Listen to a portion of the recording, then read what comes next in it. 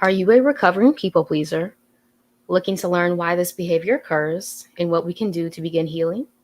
If so, this video is for you. Welcome to my channel. My name is Marissa Price. I'm a Black woman social worker, writer, and healer dedicated to creating safe spaces on the internet for Black women to share our stories and resources with each other to heal. So welcome if you're joining the live chat. You know the drill. Please introduce yourself so we can say hello to you and welcome you. And thank you for joining tonight. The topic of tonight's discussion is how we heal from people pleasing, which is something I am in the midst of healing from. That's why I put in the title, how we begin to heal from people pleasing, because this is a journey I'm very much still on, kind of exploring the wounds in childhood, which I'll get into. But yeah, please let us know who's here so we can say hello. We can say hello. Yes, and I also linked the articles I will be pulling from in the description if you would like to read those yourself as well. So just to quote from one of the articles. Oh, wow. Oh, y'all got me right in the heart. Thank you, SP. Thank you. I appreciate that. Thank you. Thank you. Ayana says, hey, Ayana. Hey, Marissa, I'm on time. Yay. You are here. Good to see you. Good to see you. Walk in that light. We need these messages. Wow. Thank you. Deeply appreciative of y'all. Thank you, SP. Thank you. Might Must May. Hello. Good evening to each of you. You are such a gift, Marissa. Oh, I'm Victoria from Kansas City. Oh, good to see you. Welcome. Kansas City, let me know, Kansas or Missouri, because I'm from St. Louis originally. I know there's two Kansas cities, but welcome. Tajay Harmony, hey, hi Marissa, hope everyone's having a great day. Yes, good to see you here. Okay, Ayana, recovering people pleaser, I'm here for the nuggets. Yeah, me too. And SP, okay, tuning in from Houston. Yes, sending you love right back. Thank you for being here. I really appreciate it. Oh, love y'all too. This is how we start off a live, y'all, because it's hard sometimes when you're creating stuff by yourself, right? And to hear the impact that it's making. So I really deeply appreciate that. I do. Okay, Kansas, I love that you know how KC people are about their state line. Yes. Yeah. Kansas City, Kansas. Yes, I do know that. Being from Missouri, it's like Kansas City, Missouri, or Kansas. Yeah. Love it. But yes. Okay, so in a nutshell, fawning. So this is a type of trauma response, people pleasing is called fawning. And trauma responses fall under 4 types of categories, right? So fawning is one of them. The others are fight, flight, and freeze, which you may have heard of. And then fawning was added kind of slightly recently as we learn more about the impacts of trauma on our bodies and how we respond to these things without our conscious awareness, which is one of the steps of healing, right? To bring your awareness to what you're experiencing in your body day after day. Hey, Patty Palmer. Hi, Marissa. I made it. Maryland is here. Hey, Maryland. A true ex-people pleaser. Yeah, here to learn how to stay an ex-people pleaser. That. And yes, we can learn from you too. Yeah. Because I'm trying to have that on my title too, ex-people pleaser. I'm recovering, still in the process. But yes, people pleasing, like I said, is a trauma response. It's a fawning trauma response. And pulling from one of the articles from Healthline, in a nutshell, fawning is the use of people pleasing to diffuse conflict, feel more secure in relationships, and to earn the approval of others. So again, that falls under one of the 4 types, right? Fawning, which is people pleasing. Danny, hey, good to see you. Good evening. Welcome. But yes, I am also pulling from the videos, People Pleasers Are Not the Problem by Alicia Renese, and also Why You Can't Say No, Black Women Healing by Glamazzini, aka Roshni Cope. And I linked those in the description as well if you do want to check out those videos. They're amazing. But yeah, as Alicia said in her video, we need to stop victim blaming people pleasers. And I think that's really important, right? Because the more that you understand that this is a trauma response, this is not something that people are doing intentionally. It's a way that we have to adopt to survive in very harsh environments that were not supportive, where we couldn't be our full selves, where we couldn't speak up about things, where we couldn't have an opinion sometimes. And so that leads us to adopt this behavior, this learned behavior of people pleasing. So coming at it from that perspective, right? A trauma informed perspective asks what happened to you versus what's wrong with you, which we see a lot of the discourse coming from what's wrong with you, right? Placing the blame on people who have been traumatized for this behavior that we have adopted over time, which I feel like is incorrect, right? It's missing the picture of what happened to you. So just coming at it from that perspective. It's also not a manipulation tactic, right? Because manipulation implies intent and malice. And this, again, stems from trauma in childhood. So this is a way that we learn to be, to cope in harsh environments. And it's not malicious. It's a way, it's like a deeply ingrained thought pattern, behavior pattern that we're having to unlearn to really come back into our full authentic selves. So just coming from that perspective. Yes. And the article says it is a maladaptive way of creating safety. So maladaptive means an adaptive way of behaving that actually harms you. So this is not a neutral behavior. That's important to say. This is a harmful behavior to you. It harms you. And there are real health consequences to overriding your natural ability that we all have to say no. So it's important to really understand and unpack, where did you start to question yourself? When did you start to not be able to say no? Because we all come here with the ability to say no. So somewhere along the way, something happened in your development where you could no longer say that without facing like ramifications, right? Punishment in the environment that you were in. And so you adopted this behavior of just saying yes to everything that comes your way, right? So really get curious about, when did that start for you? At what age? Because the more that you have that information, you can go back and kind of like eliminate that, right? Cut those things that have been tying you down, holding you down. It may have been like a caregiver that said, you can't say no to this, right? That kind of punished you for being yourself. As an adult, you have the ability to reparent yourself and really give yourself the understanding, the acceptance that you were looking for, that you needed, that you deserved as a child. So that's important. Yeah. So somewhere along the way, you were not safe. This is a behavior you learn to survive. There's no self-blame or shame needed in this. You're not doing it on purpose. You were doing it to survive, and your brain is still operating in that same pattern. It is protecting you because it thinks that you're still in the same environment. The more that we can bring our awareness and acknowledgement to the fact that we are not in that same environment anymore, then we can start to unlearn those patterns that we picked up in that unsafe environment. And literally, like block by block, take out what's not serving you. Is you saying yes, compromising your health all the time? Are you saying yes to things that you really don't want to do? And what are the roots of that? Explore that, and then begin to literally rewire your brain, right? Tell yourself that you don't have to continue in this thought pattern, in this behavior pattern, that you have the ability, the agency as an adult to now step in and take the actions that little you needed back then. Now you can step in and do that for yourself. So this is about understanding what causes people pleasing with a rooting in self-love. I think that's so important. So this is strengths-based, this conversation, right? You have a big heart if you're a people pleaser. You're empathetic, you're friendly, you care about people, you want to help people, you want people to be happy, you want to show up for other people, and yet you cannot help other people at the detriment of yourself. That is the road to physical, mental, and spiritual illness. So that's where it has to stop, right? If it's harming you, that's where boundaries, personal boundaries, have to be put into place, because you're also a person in your life that you have to care for. It's not just you caring for everyone out there. You also have to care for yourself. So is your big heart, your empathy, your friendliness, is this creating situations where now you're in peril, where now you're harming yourself?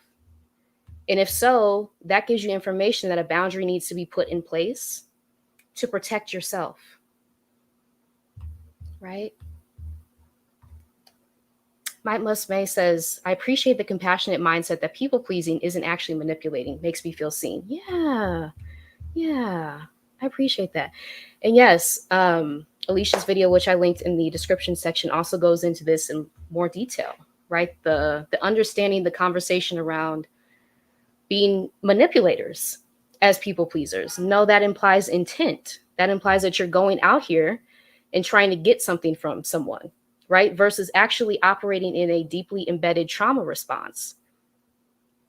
That's night and day. That's night and day. So I'm glad that's helpful. Hey, Marissa. Good to see you. Good to see you. Okay. So like I said, you can lean into your strengths, but also realize that you do not have to betray yourself at the same time. Two things can exist at the same time. You can be happy, right? You can be friendly. You can want to help people.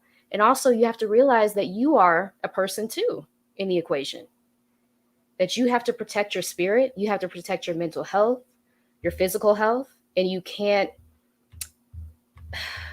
have no boundaries in place, right? I want to say that a different way, but like you have to have boundaries as a part of having a full life.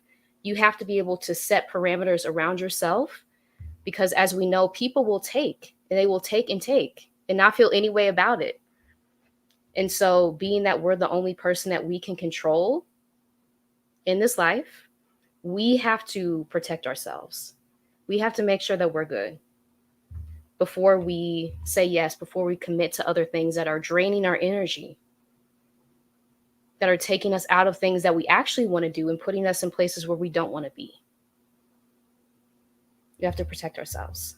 Hey, Sophie Love, good to see you. Good evening. Good evening. Yeah, so how people pleasing shows up. You may sacrifice your needs for those of others. And I did a video of this on my channel about unlearning self-sacrifice, which I'm doing at the moment, right? Why do you feel the need to sacrifice what you want to do, what you're interested in for other people? Where did you learn this behavior? I think that's important to recognize the roots of that. Yes. Marissa says, has anyone struggled to accept help? I'm looking around. Me, yes, as a people pleaser.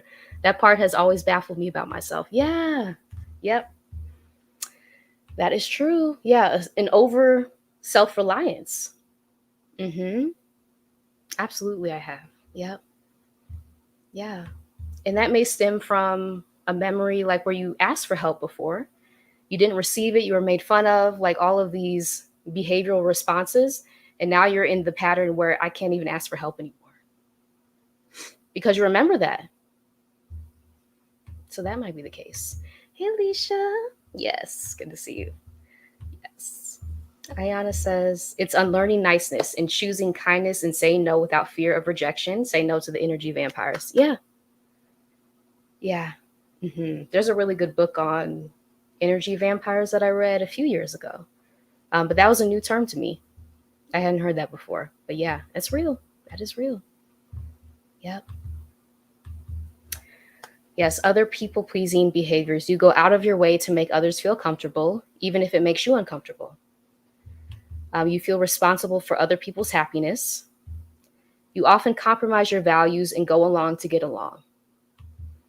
So this is where it's important to ask yourself, are you agreeing with things you actually disagree with? Are you hesitant to correct someone or voice a differing opinion? And if so, what is the root of that? Did that show up in childhood? A lot, because it often does, right? But just getting curious.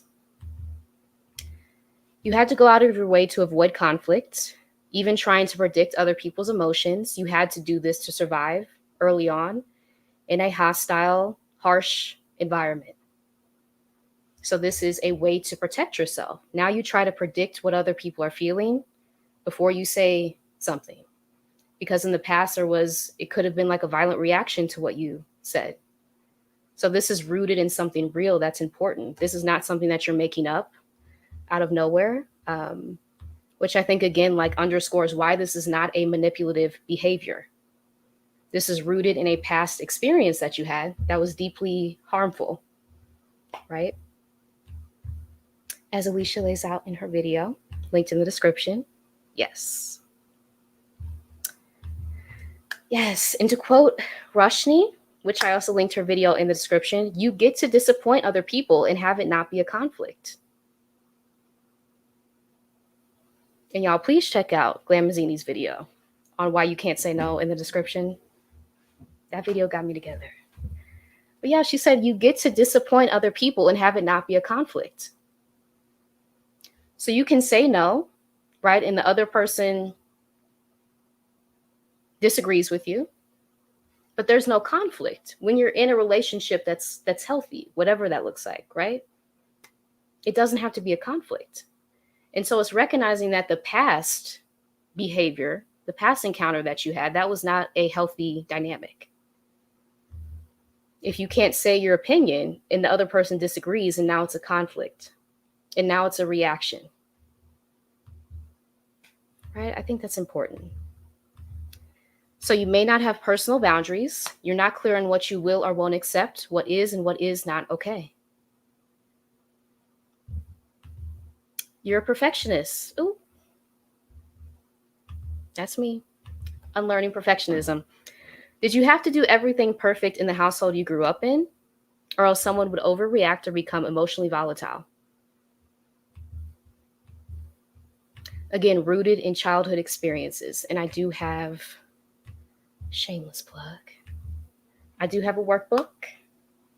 If you do want to purchase it, 5 Steps to Begin Healing from Childhood Trauma, to walk you through beginning to process, bring your awareness to, acknowledge, process, integrate your past experiences into your present day self, and then also growing forward, who you're going to be in the future. Yes, to begin to process some of these things.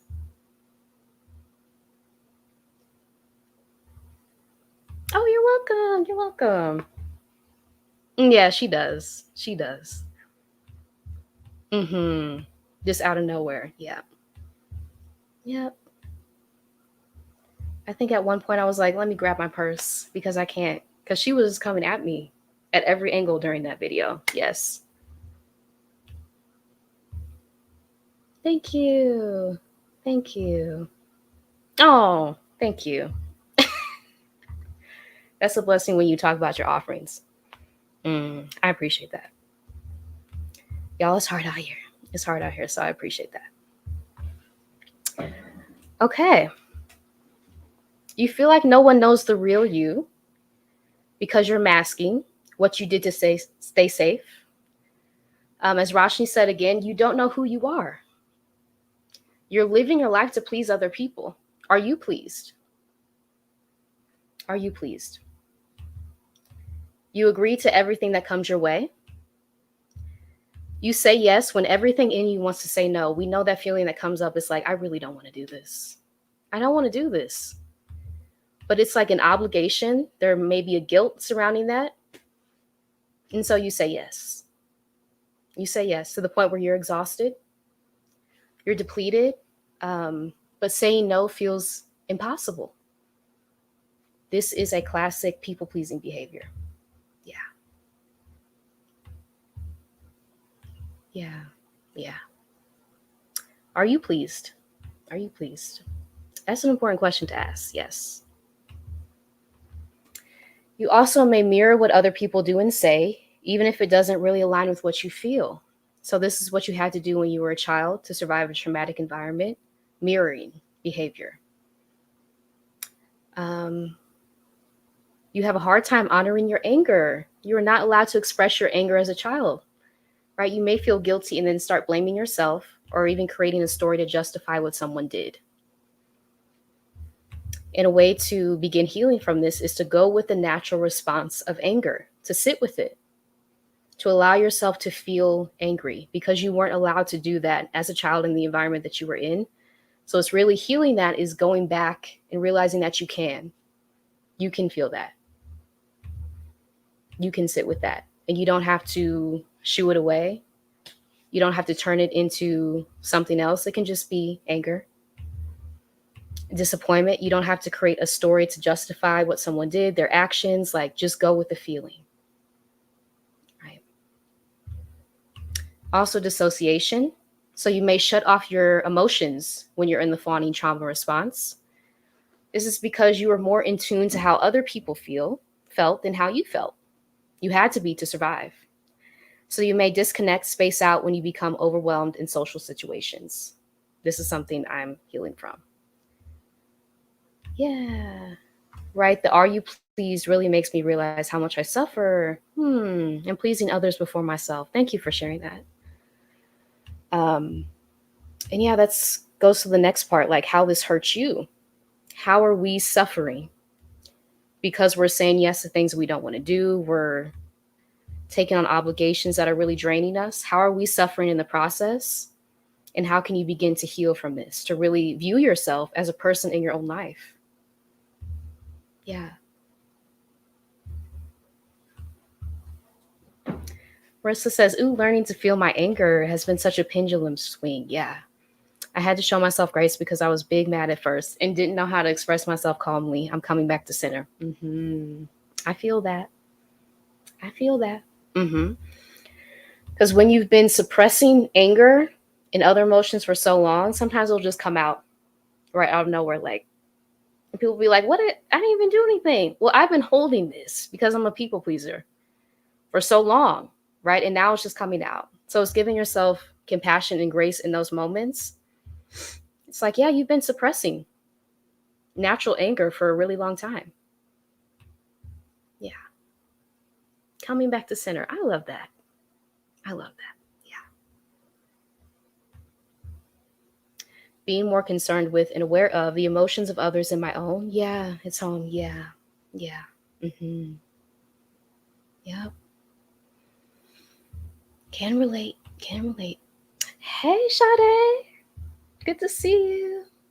Good to see you. Okay, how this hurts you. You're not being you. That's the first thing. You're not being you. You may not even know who you are. You're not living authentically. And again, this is rooted in trauma, a deeply embedded trauma response that we've taken on to survive harsh environments that has resulted in us not being who we are. We've taken on like a different identity almost to survive. To survive. So you may be in situations where takers will keep taking, draining you in every way. You may not be able to recognize when you're being harmed.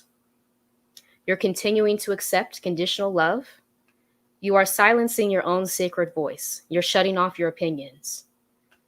You're sacrificing your own needs. Your own desires and wishes cannot be fulfilled. This is not a full life, right? You're cutting off pieces of yourself that are actually really important to who you are, right? They're critical pieces of who you are, but you're turning them off because that's what you had to do as a child to survive in the environment that you were in. And now as an adult, you're in that same pattern,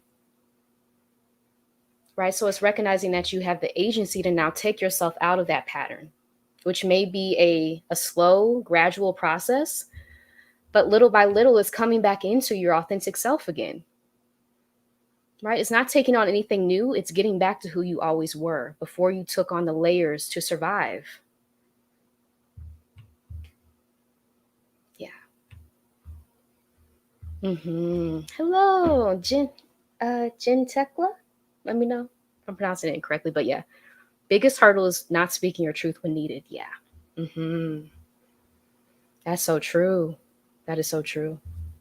Thank you. Yeah.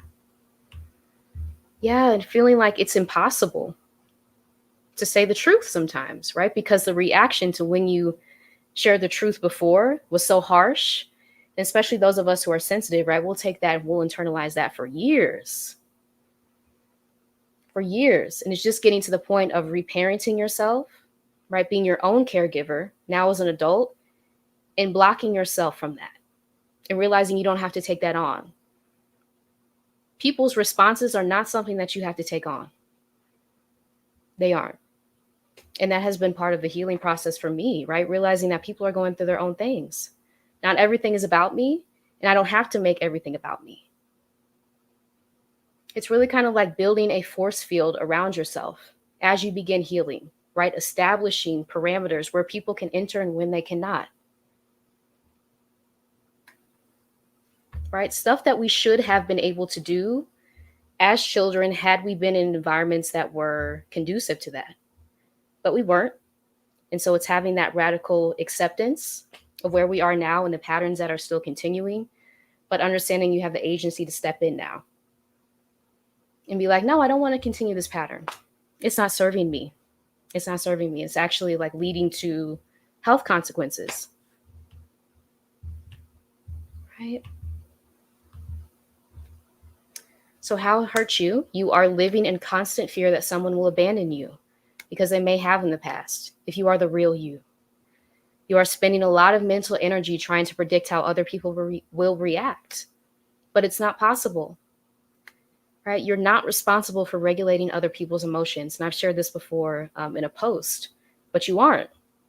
And it's really sitting with that. There is no way that you can predict someone else's emotions. We're all in our own bodies, cognizant of our emotions sometimes, if we're at the level of awareness. But you cannot predict what someone else is going to feel.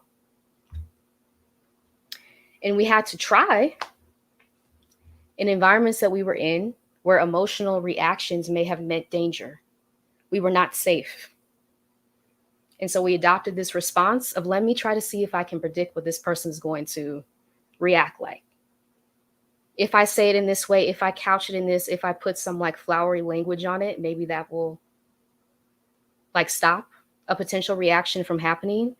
But realizing that the only person you have control over is you. It's you.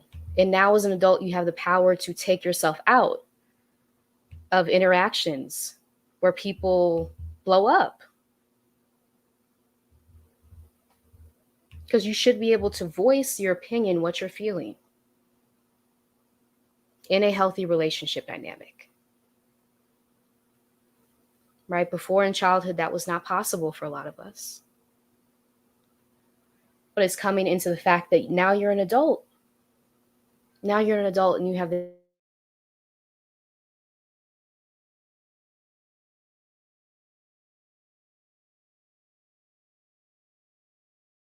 Sorry, y'all. I think my Wi-Fi went out. Okay, I think I'm back. Hey, Yellow XOXO, good to see you. Good to see you here.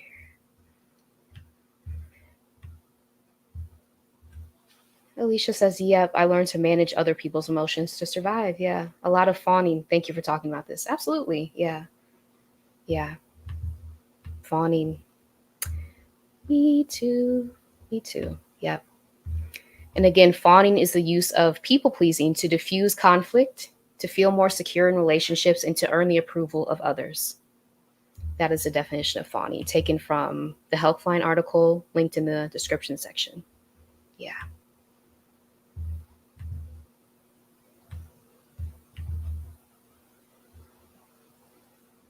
Okay, yay. Appreciate you. Thank you. My Musme says the fawning is so real. Yeah, fawning and masking. Yeah. Mm-hmm. So you're masking your true self to survive. Right? And I'm going to get into like how our society reinforces this so often. We're in workplaces where we can't be ourselves, which triggers memories of childhood, right? Where I had to put a mask on. I had to put a mask on to be safe. And so it's like reinforced these deeply embedded patterns in society as adults. And it's only us learning that we have agency, bringing our awareness to the fact that we're in the same pattern, understanding we can take ourselves out of it. Right? Yeah. Yolo XOXO says fawning is horrid. Yeah, it is. It's the hypervigilance. Mm-hmm. Yeah. Yeah. Yeah. Because fawning is essentially like appealing to the person who is harming you to stay safe, right? Out of survival. And so, yeah, you're cutting off pieces of who you are. That's heavy. That's not anything like, again, going back to like why this is not something that's so light that you can just blame someone. for being a people pleaser because it's rooted in such deeply traumatic experiences that we've had throughout our lives, right? Taking a trauma-informed approach, what happened to you, versus what we see a lot, what's wrong with you? What happened to you? That is trauma-informed. Yeah. Yeah. So why this happens? Childhood trauma. Did you grow up in volatile or unpredictable household? Did you not feel safe being yourself? Were you met with rage or isolation when you tried to express your opinion? Were you parentified, meaning given an adult role as a child? Was love conditional? Were you punished for expressing an opinion? You were not allowed to disagree with your caregivers?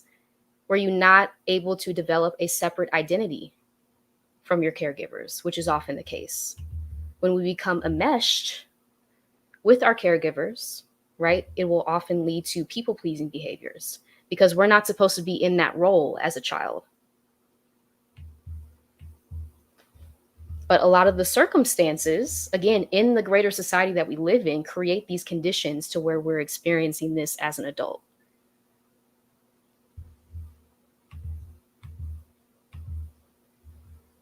Yes. Why this happens: emotional dependence on other people to try to fix the wounds that were made early on. You're seeking out other people to fill a void that only you can fill. That often requires going back to childhood to revisit when and how that void was formed. Right? So it's going back to your early experiences. When were these wounds made? And realizing that only you have the power to revisit that. You may need support. I did link therapy resources in the description section as well if you do need support in that capacity. But yeah, you're the person that has to do this, which also can be like, really? I experienced all of this and now I have to be the person to go back and examine the roots of what I'm experiencing in adulthood. I have to be the person to do this when I was not the one who harmed me.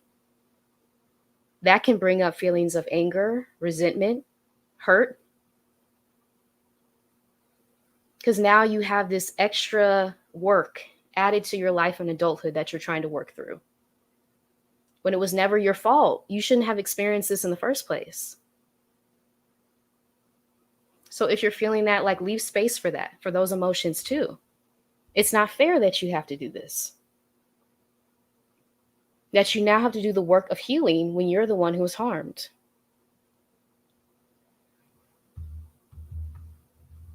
Also, why this may happen: fear of abandonment, because you were abandoned often when you were your full self. This, again, is not something that you're making up. A lot of this is due to actual experiences that we had, that our brains are now in a pattern of thinking this is going to be the case in this environment, in this situation too. And so I need to operate in the same way to protect myself, to survive as I did before. So a lot of this, like all of this, is your brain protecting you. But you have to be the one to tell your brain, I'm not here anymore. I'm not there anymore. I'm in a different place. I would like a different reaction to this, and realizing your agency in that. Why this happens: low self-esteem or self-image. You don't think you're worthy, so you're accepting anything that comes your way. That was really hard for me to have to sit with, right? But it's true. Those of us who struggle with self-worth, you don't think that you're worthy, so you're accepting anything that comes your way. You don't think you deserve to have boundaries. And where was that wound formed? Because we come here knowing how to have boundaries, knowing how to say no. And so where did that happen along the way? Telling yourself your own story again, to now you don't know how to create boundaries. You have to remember. It's literally a process of remembering how to do all these things again, because we had to take it off to survive.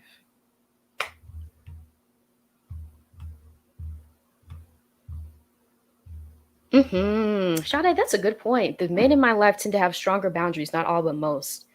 I think we're just conditioned differently. And we have to talk about the ways that we're socialized, especially as women, right? In an oppressive, patriarchal society, to not have boundaries. The impact that it has on our self-worth, to where we feel like we just have to accept anything that comes our way.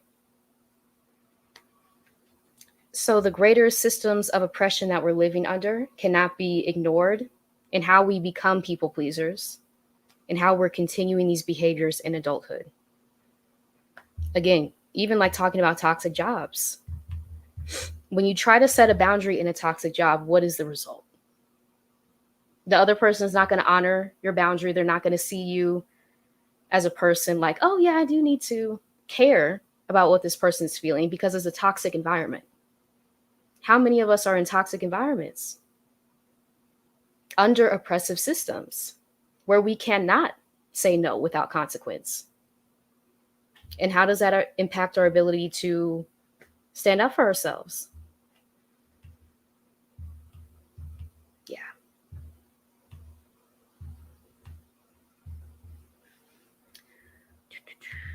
Ayana says, how have you dealt with the frustration of now having to do the work as an adult? It does feel like an added challenge sometimes. It does. It really does.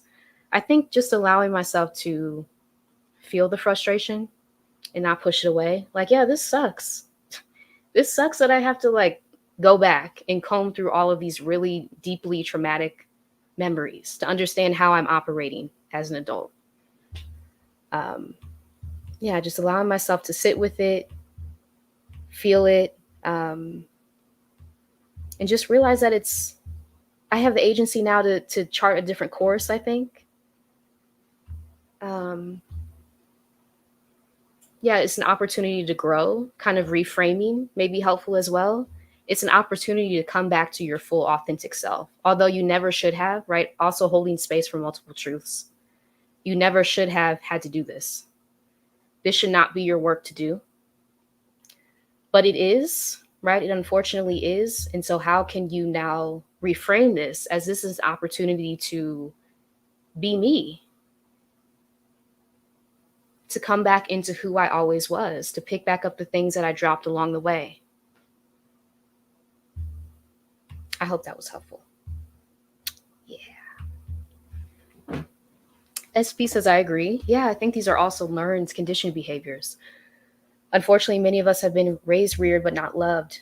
Ooh, yeah. Therefore, we seek that via people pleasing. That's true. That's very true. Yeah. I agree. Yeah. And I have on my list to read, I think it's Post Traumatic Slave Syndrome by Joy DeGruy, to read that book. I agree. Learn conditioned behaviors. How are we conditioned to not be able to say no? Living within systems of oppression. I mean, I even think about my ancestors being enslaved, not being able to say no. And how has that carried forward through the generations? That's real. And I don't think that can be overlooked, to why a lot of us are experiencing this currently. Yeah. Retaliation. Yeah. 100%. Yeah. So if you're in a toxic environment and trying to establish boundaries, right, you may think that it's you. Maybe I should have said it in a different way. Maybe I should have did it in a different way. And that's where we start to gaslight ourselves, not realizing that, no, we're in a toxic environment where it's not possible to say no without retaliation. Right? Like taking the blame off of yourself and also seeing if there's a way that you can leave that environment. Please find a way. Because really the goal is for you to be your full authentic self. And again, living under systems of oppression, that can be a tall order, right? Which is why these systems need to go away. That might be another conversation. But yeah, that can be hard. That can be difficult. Marissa says, yes, the conditioning part. That's probably why it's so hard to break the habit of people pleasing, because it's rewarded. Getting to my notes. Yes, absolutely. That's the next part of my notes. How this behavior is teed up in the society. School. School rewards for perfect attendance, straight A's, honor roll. You're punished for disagreeing, prioritizing self-care by needing a day off, not being able to do an assignment, for going against the rules. Right? Can you say no to your teacher? Can you say no to a professor? So it's the whole way that authority is set up in the society that kind of like tees us up to struggle with people pleasing as adults. Right? You're also auditioning all the time. Shout out to Dr. Bell, said this on Dr. Kamani's channel today. It preserves the power structure. You're auditioning for someone to give you a stamp of approval. Can you be your full self if someone else has the ability to grant you access to something? If they make the rules that now you have to adhere to, and now you have to shrink and pretend to be a different version of yourself to get admission into this place?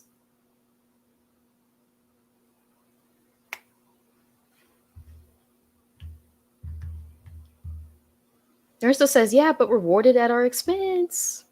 But rewarded at our expense, yeah. Yep. So also takers, right? We live in a world where the takers are on top, and that's how a lot of us learn to be. Rashni, shout out to Rashni again. The less you know who you are, the more people can use you. I'm telling y'all, please check out this video in the description section. Why You Can't Say No by Glamazini. She said, the less you know who you are, the more people can use you. So there's an agenda at play for us not to know who we are, which again goes into why I feel like we're cut off at 18, this arbitrary number. We're cut off from our childhood selves, which really tells us everything we need to know about who we are and who benefits in that. Well, the people who want to use us, who want to exploit us. Because now we're not connected to our yes and our no. We're just kind of swaying in the wind, seeking, again, approval from authority that we did not agree to, that was imposed upon us. So how is that impacting our ability to have boundaries? Right? Hi, good to see you, Zane. Good to see you. Libra, welcome. Yes, it goes deep. It does. It goes very deep. Yeah. Ooh, yeah.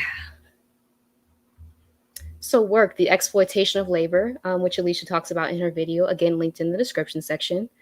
We're living in a world that has been colonized. The system hinges on us not standing up for ourselves. It's literally dependent on us not exercising our agency.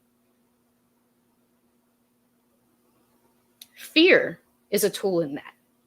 Fear of what may happen. Fear of resources being taken away. That is one of the tools of colonization, right? To take resources, hoard them. And so now you have to get my approval. Now I have to give you the stamp in order for you to get what you need. How does this tee us up to be people pleasers? Right? Now I'm accepting anything that you give me because you have hoarded everything that I need.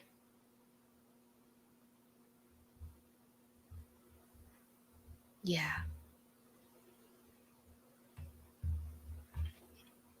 Thank you. Thank you. Yeah. People systems will use you and not think twice. Not think twice. They will not. No. That's true. Mm-hmm.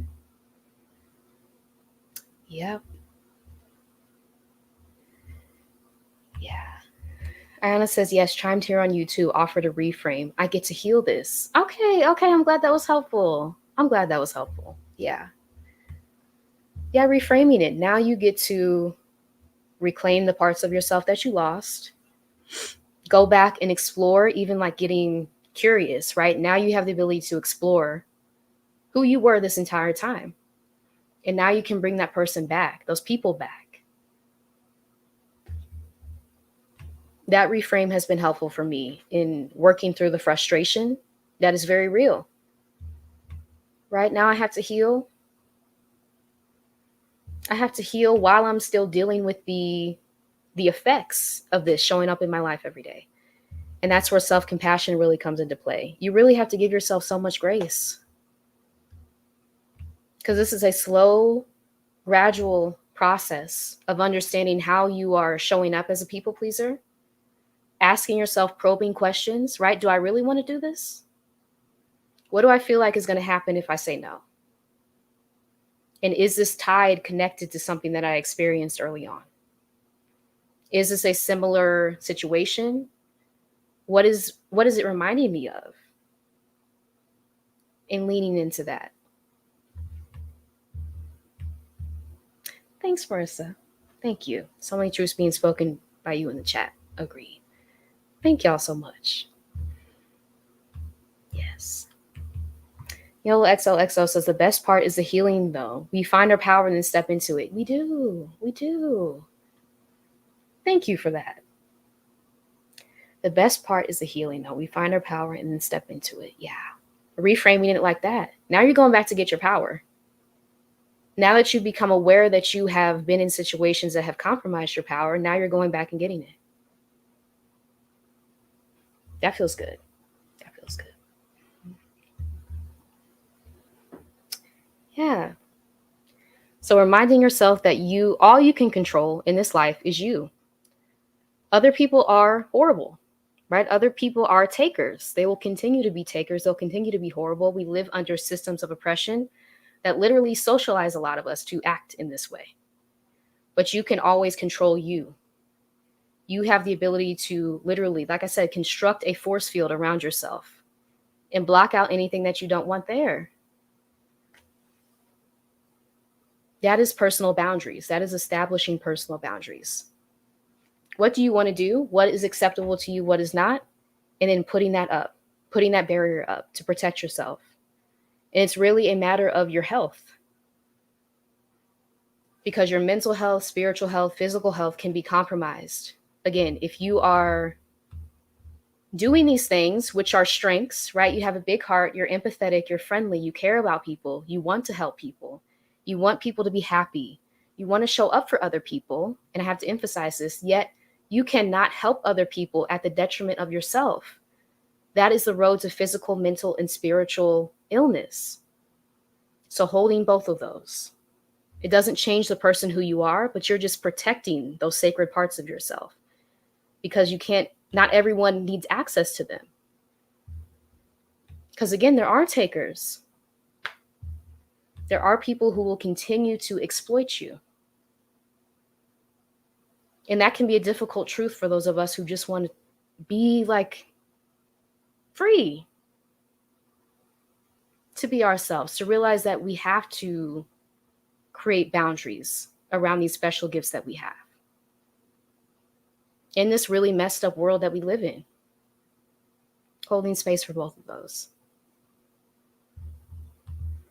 So how we heal: revisit childhood wounds slowly and with help if needed. Again, I did create a digital workbook that you can purchase. Also linked therapy resources in the description. Awareness is a first step to healing. So you have to start becoming consciously aware of the decisions you're making and how you're interacting with other people. A visualization that has been helpful for me is the arrow visualization. So I'll be like, am I pointing the arrow towards this person in this situation when I need to point it back towards me? Like, I'll literally have a visualization. I need the direction to point back towards me because I'm pointing it too far out there. Right? And we all have a responsibility to protect ourselves. Is this going to compromise your well-being if you say yes to it? Do you really want to do it? Is this in line with your values?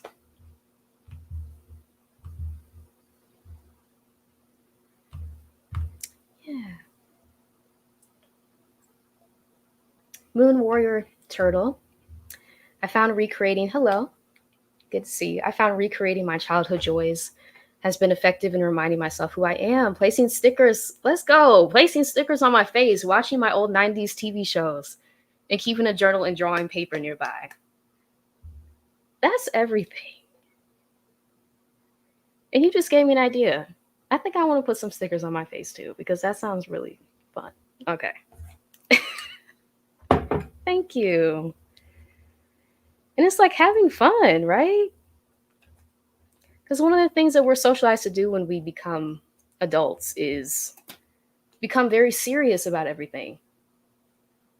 Very robotic. Again, roboticized. Shout out to Rashida, your dream strategist on YouTube. They try to roboticize us. So we don't know who we are anymore. What things did you like to do when you were younger? That's where the gems are. Did you like to put stickers on your face? I did. And I'm about to do it again. Thank you for that suggestion. Yes. Watching old 90s TV shows, keeping a journal and drawing paper nearby. This is good. This is everything. Thank you. Thank you. Yeah, I agree. That's beautiful. That is beautiful. Hey. Yeah. Mm-hmm. Mm-hmm. Marissa said, I read something that said the journey of the wild woman is to leave Eden, where we know and love ourselves as kids, to go on the journey through the wild of finding heaven within ourselves. Oh, I love that. The journey of the wild woman is to leave Eden, where we know and love ourselves as kids, to go on the journey through the wild of finding heaven within ourselves. Wow. I love that. I love that. That feels like a meadow just popped up in my head, like running through a meadow. That feels through the wild of finding heaven within ourselves. Poetic, poetic. Thank you for sharing that. Right? That was such. Thank you for sharing that, Moon Warrior Turtle. Yeah. Might Must May says, this is such a timely listen. I often feel trapped in people pleasing, especially in my job coaching teachers. I love your comment. Yes, to allowing ourselves to play. Yeah. Yeah.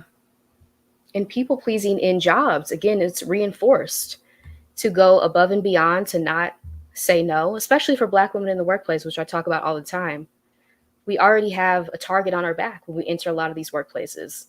And so us trying to establish boundaries is often met with hostility. And how does that emotional reaction to our human right, really to say no to things that we don't want to do, how does that create a response within us for the next time when we need to say no to something? Now we don't want to, because we know the emotional reaction in the past. And how does it also benefit and uphold the oppressive societies that we live in? Because we're like, I don't want to say no. Last time I was met with hostility, anger, right? Threatening to fire me sometimes. And so now I'm just going to keep in everything that is bothering me. And that's not right.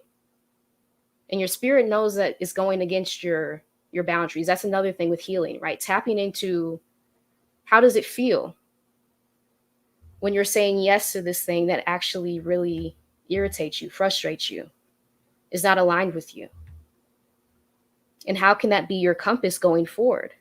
If you are struggling, if you are in the beginning phases of healing from people pleasing, can you tap into your body's sensations when something feels right and something doesn't feel right? When you say yes to something and it feels good versus you saying yes to something you know that you're people pleasing.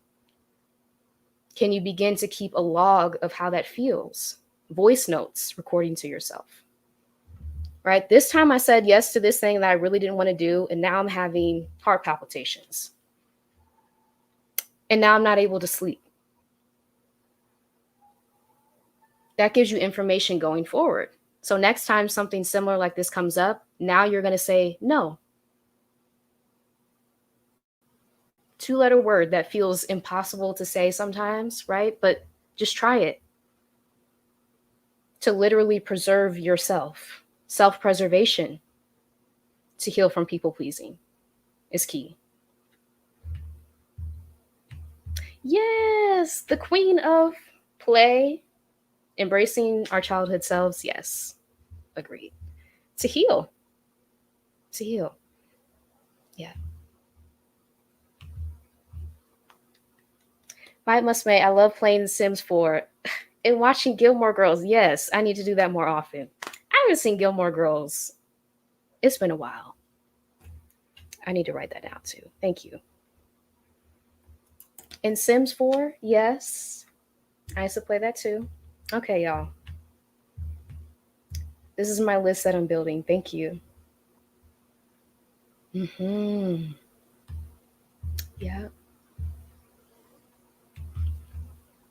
Marissa said, when I read that, it changed me too. So sorry I don't remember. That's okay. I don't remember the original author. It's the struggle of reading 5 books at once. Yeah. And it's okay to like take what you need from each book too, right? Something I've had to remind myself. As a recovering, again, perfectionist, healing from people pleasing, that you don't have to do everything orderly.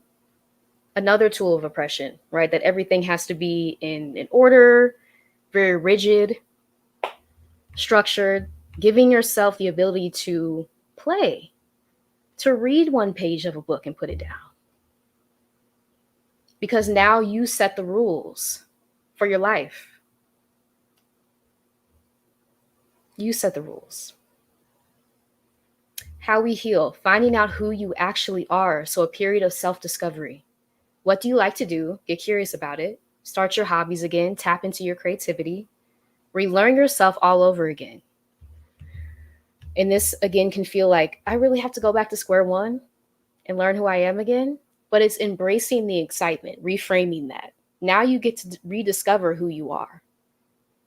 You have the information that this person that you've been pretending to be is not you.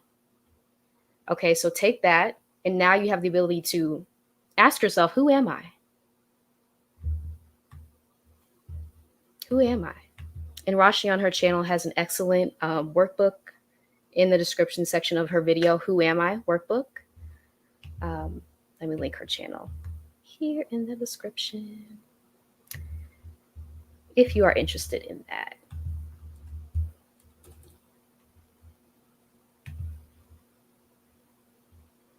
Because a lot of us do not know who we are. We don't. Again, out of the traumatic experiences that we've had along the way. We've had to shield the parts of ourselves that made us magic. We had to cut them off. We had to contort ourselves. We had to put ourselves in boxes. Shout out to Lavendula. Tay, The Box. An excellent book. Let me get the link here.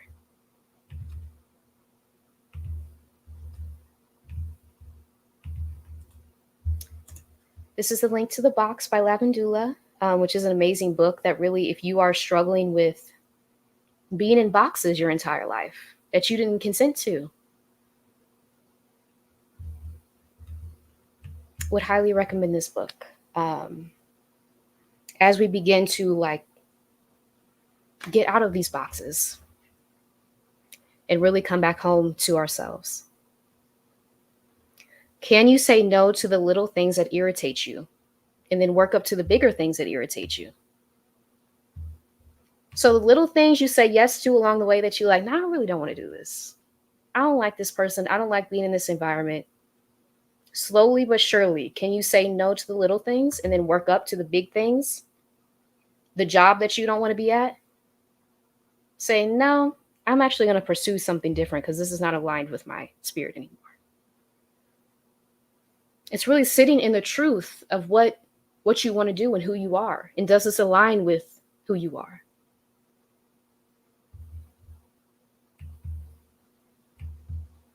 Thank you. I love this community. Everyone watching the same shows, right? It's like we're drawn to each other. I love it. And reading like crazy, I feel so seen. I love it. Yeah.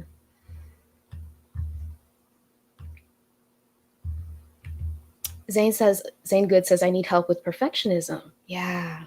And I think me healing from this has been grace. So recognizing the behaviors I'm exhibiting when I feel myself, because there's a certain way that my body feels when I'm in my perfectionist mode. I'll start holding my breath. I'll start working past the point where my body says stop. being very rigid. And that can look like even a response that your body has, like physically being rigid when you're in perfectionist mode. So the more that you can recognize, oh, I'm going into perfectionist mode, you can pull yourself out of that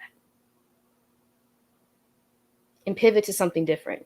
I'm going to try ease versus perfectionism, right? Getting curious. I'm going to try play instead of perfectionism. Drawing. It's really giving yourself that ability to pivot to another activity, something that kind of distracts your brain in those moments until you can begin to build new neural pathways where now you're just automatically going down a road of ease. Now you're automatically rejecting perfectionism because it's an ingrained pattern in your brain now, just as perfectionism was, because that also had to be learned and ingrained over time. And so ease is the same way. That also has to be learned and ingrained over time. And it's just replacing the behaviors that are not serving you with ones that are. So I hope that's helpful.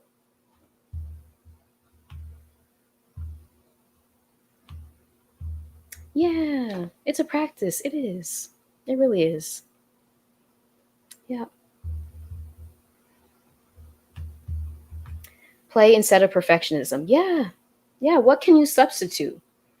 What can you substitute, again, perfectionism with? With judging yourself, with feeling like you have to say everything correctly.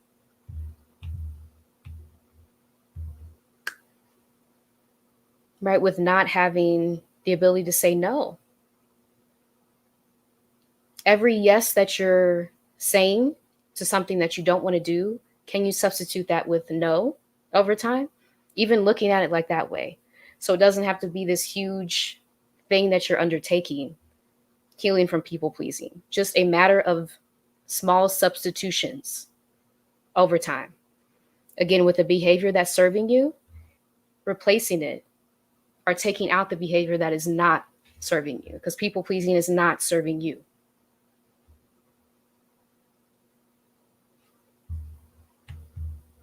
Thank you, Sade. I appreciate that. Thank you. Yes.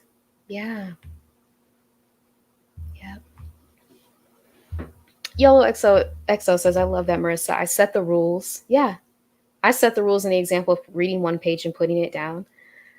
Why am I putting myself under so much pressure to do the thing? I know how that feels. Me too. Yeah. And you know where I got it from? School. Me personally, I got a lot of these behaviors from school. Being an overachiever, viewing that, being socialized to view that as the way to obtain my self-worth through grades, through external validation, which I'm unlearning. Getting the approval of teachers, awards, all of these things that exist outside of myself. Literally pressuring myself, putting myself through the ringer, staying up late to study, right? Having to get the highest grades on the test. A lot of us are recovering from the pressure of the US education system or the Western education system. That's just so inhuman. It's not even funny, right? Saying good, so did you have my parents go to my school? That's funny. I don't believe so, but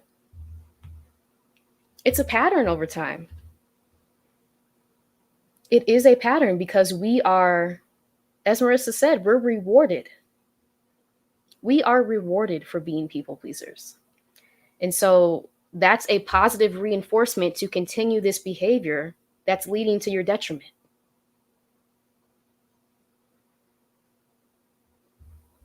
You are sacrificing yourself for awards. And it's set up that way, right? That doesn't require self-blame, shame, realizing that you're in a system that was literally constructed to assist in your detriment. Even though it's selling you, like, we want to reward you for your work, for your dedication, for your not taking a day off. We want to give you an award for that. You're being rewarded for sacrificing yourself. And that's something that I had to sit with, right? Understanding that the entire time I've been a student, these are the behaviors I've been engaging in, and I've been rewarded for them. I've gotten the GPA. I've gotten the external validation that I was taught to seek. And also I got the mental health impacts. I got the physical health impacts. I got the stomach issues, right, in college. Due to the stress and the pressure I was putting on my body, it's not a human way of functioning. So how has society rewarded you for being a people pleaser?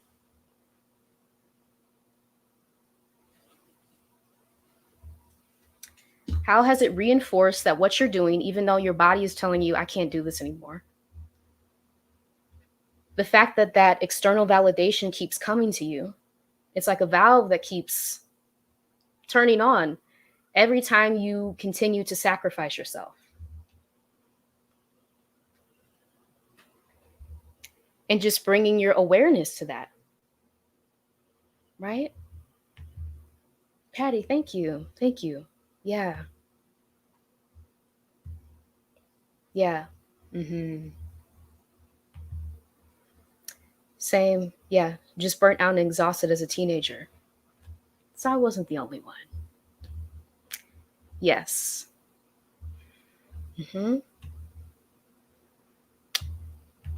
The American way equals the trauma. Mm-hmm. Mm-hmm. And to realize that none of us came to Earth knowing how to push ourselves past the point of exhaustion. That's something that had to be learned. None of us came here not knowing how to rest. We didn't come here not knowing how to have boundaries, how not to say no to something we didn't want to do that was not aligned with our values. These are behaviors that are taught to us over time to socialize us in oppressive systems that seek to extract power from us, make us forget who we are, to uphold how things exist, to uphold the status quo. And so if you can look at it like that, no self-blame is needed. Because you were actually adopting behaviors that allowed you to survive in these oppressive systems in the society that we live in. So no shame is needed. How we heal, remind yourself that you are a person in your life too, that you matter too. Start to establish personal boundaries, what you will and won't do, make that very clear. Explore where you feel safe and where you don't. Using affirmations, if you need to, every day. Leaning into self-compassion, leaning into self-validation. How can you validate yourself? We are taught to seek our validation externally, from people, from places, from things, right? Material things as validation. How can we actually realize that that always emanates from within? And that if we're taught to seek that externally, it's fleeting. It's always going to be up in the air. People are always going to not value you, right? You're always going to come across those people in life.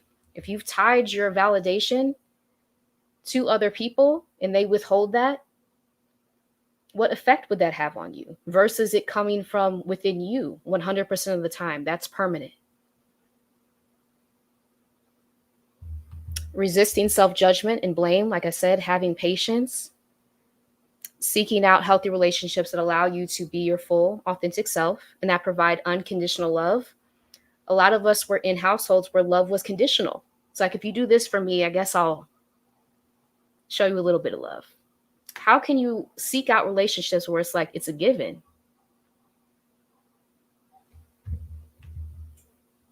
It's a given. So I think that's all my notes, y'all. I appreciate y'all being here on this Thursday night. And yeah, thank y'all again for sharing in the comments your experiences. It has made me realize even more that there's a pattern at play. Every time we share, right, we realize how many similarities we have in our lives with the things that we've been through, with what we're going through. There's a larger system at play that's leading to us having similar outcomes, similar struggles in life. And so the more that we can connect the dots, it's like, oh, we're not alone. We're just being impacted by systems that we're trying to survive. And I think that's powerful information to have to begin healing. Realizing you are not alone in any of this. You're not. You're not. You're welcome.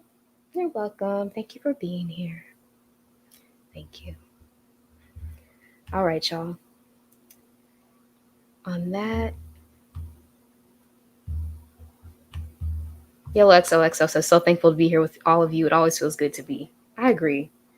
It warms my soul, y'all. So thank you. You're welcome, Ayana. Thank you. So happy for you sharing your wisdom and insights. I appreciate that. I appreciate that. And like I said, it can be hard doing this behind the scenes as a solopreneur. So I appreciate everything that you are sharing with me, reflecting back to me. Don't take it for granted. And I appreciate y'all. Oh, Sade, thank you. Thank you for that. I appreciate that. Oh, May. My apologies. Yes, thank you for that. Thank you for your wisdom and validation. You're so welcome. You're so welcome. Thank you. And thank you, Sade. Thank you, Patty. Appreciate that. Marissa says this was so affirming and healing. Thank you, Marissa and everyone. You're so welcome. You're so welcome. Thank y'all for being here. Yes, y'all are awesome. Y'all are awesome. Yeah. Until next week, be speaking with the lovely Alicia Renice, the artist, about student debt and the scam of student debt. So yes, that will be next week. And until then, y'all, I appreciate y'all. Hope y'all have a good night. I'll talk to you later. Bye.